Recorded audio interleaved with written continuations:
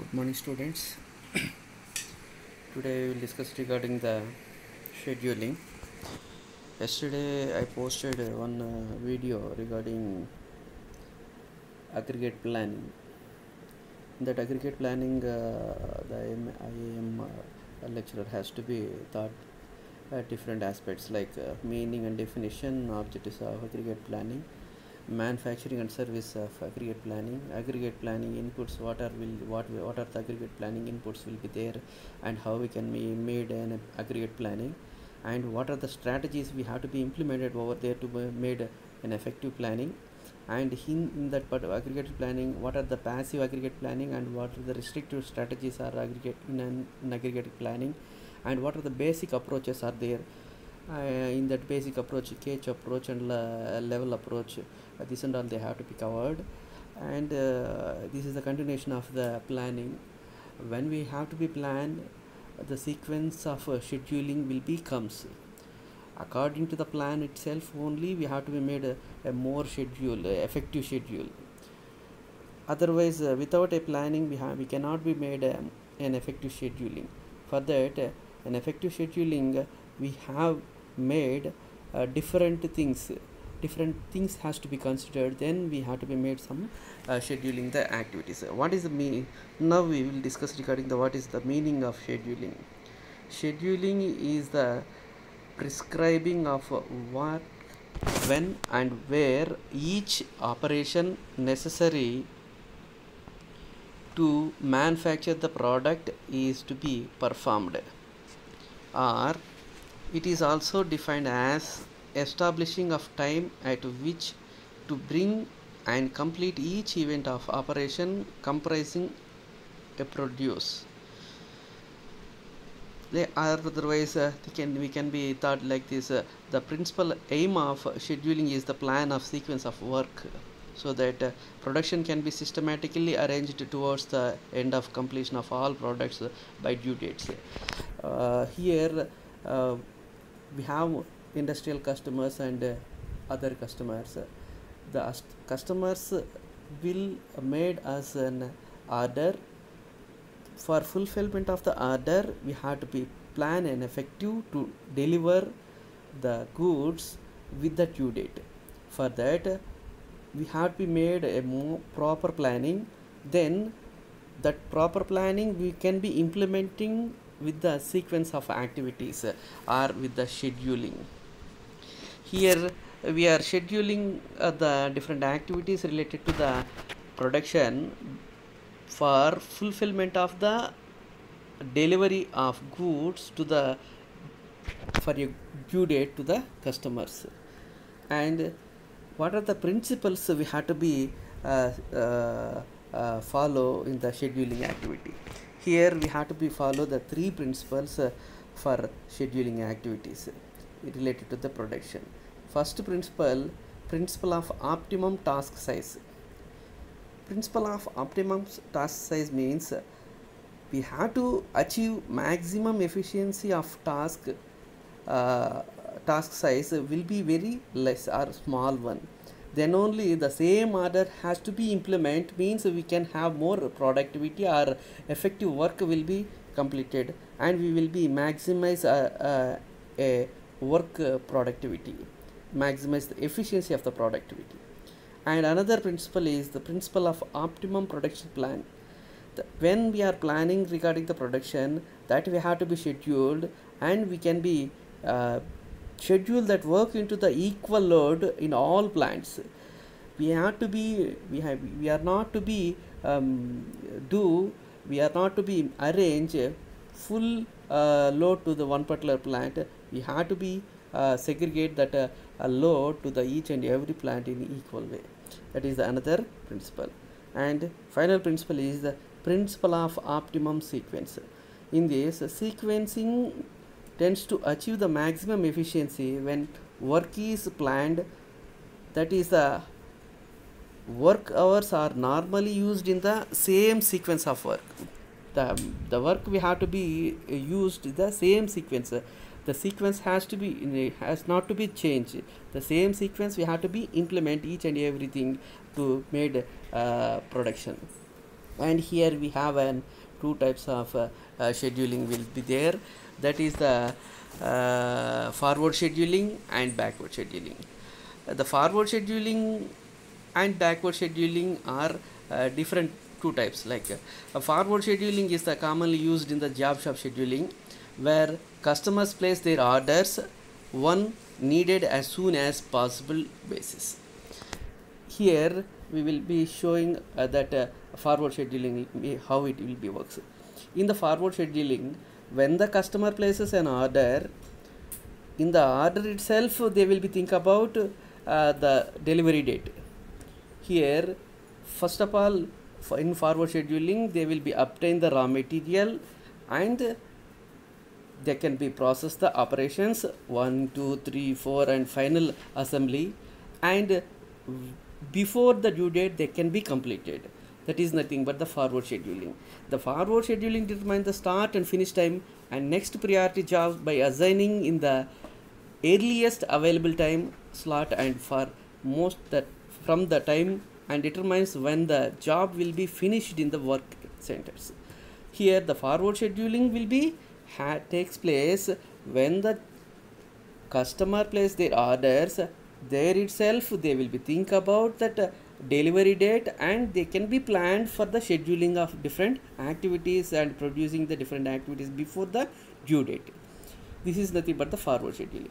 When comes into the backward scheduling, they can be think about the due date. From the due date itself they are planning backward. Backward means assembly date will be a due date. Assembly, final assembly will be a, when we have a due date on that particular day, they can be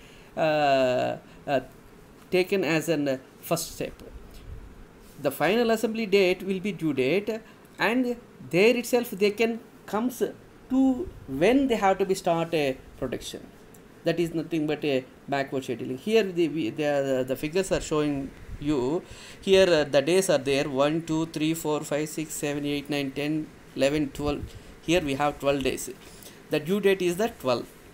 In forward scheduling, when the customer orders first day, they are thinking about the obtaining of raw material and process they can be takes place, and they are completing with the forward scheduling before 2 days, and final assembly will be takes place in the 9th and 10th day, between the 9th and 10th.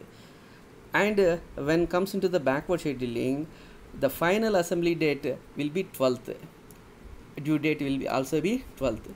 That is, they can consider for that time itself they are coming into the backward. Here the order comes into the first day, but they are not thinking about that. Second day they won't think. When they will think means final backward scheduling, when the due date is there, from due date itself they will comes the backward, how many days they can be taken and to complete the order. The way of they are showing the process in the scheduling of different activities.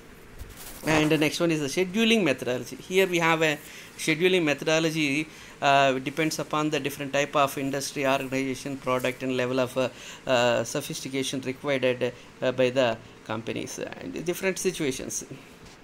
Here the scheduling methodology can be categorized into 3: charts and borders, and prioritization rules, and mathematical programming methods. Charts and borders. The charts and borders they can be taken as an the charts we can be considered as a Gantt chart related to the production. The Gantt chart can we will have a Gantt chart next session. We will have a problems how we will be made some schedules. According to that schedule, how we can be made the process of Gantt chart, how we will be prepared. That we will see. This has to be drawn in the computer, and Gantt charts are extremely easy and understandable and quickly reveal the current and planned situations of all concerned things.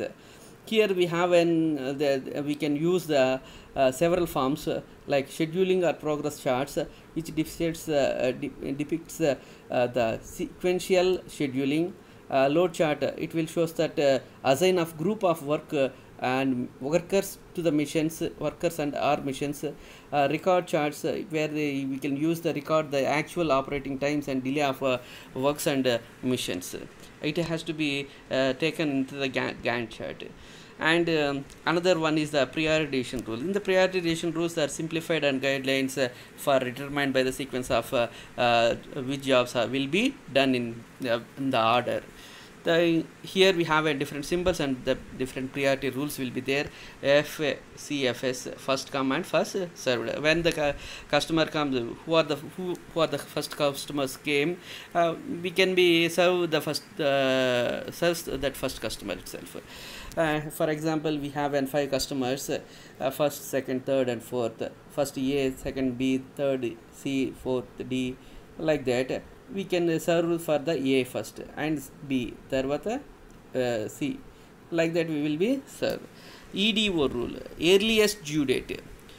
Here we will be considered, here we have 3 customers, A, B, C. We have in A, B, C, A has the due date will be 10 days. B has an due date is 15 days. C has an due date is 7 days. Here earliest due date is the C. First we will be served that earliest due date. C we will be served. First we will be deliver the goods to the C, and we can be consider A and B. Like that this rule we can be helpful. And LSR, least slack.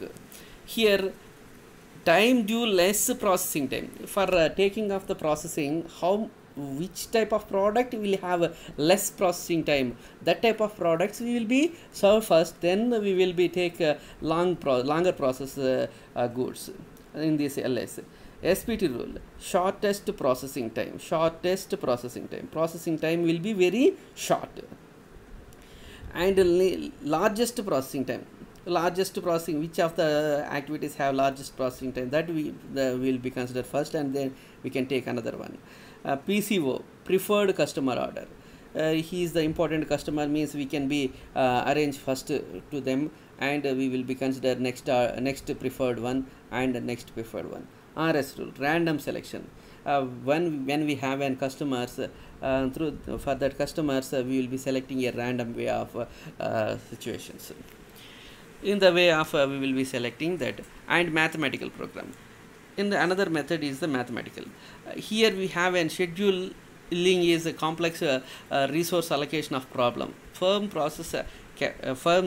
will process based on the capacity, labor, skills, materials, and they can seek allocate their use so that maximize the profit or service the objectives. They can make phenomenal meet to the minimizing the cost and maximizing the profit through the mathematical methods of sequencing methods. Here we will be have 2 types of mathematical programming methods, linear programming method and PERT CPM network models. With linear programming models will be discussed in the operations research paper will be there. No, there they will discuss like simplex method, transportation method, assignment method, and some other methods are there. Through to that only they can have an analysis and do the mathematical part. How they are each and everything has a different set of rules and procedure will be there. According to that they can be planned and they can be made some of the decisions. And PET and CPM. PET means project evaluation review technique. CPM, critical path method. These 2 methods we can project and we can produce the relationship between the activities to be made into the network. Through these network models we can have which type of project will have more effective, which in what way we can have less time and less cost and more productivity. These and all we will be getting through these models. Through these mathematical models we can have an accurate and effective figure will comes to the production scheduling method. This is the information regarding the sequencing of scheduling. In the scheduling, after scheduling of concept theory, we have an problems.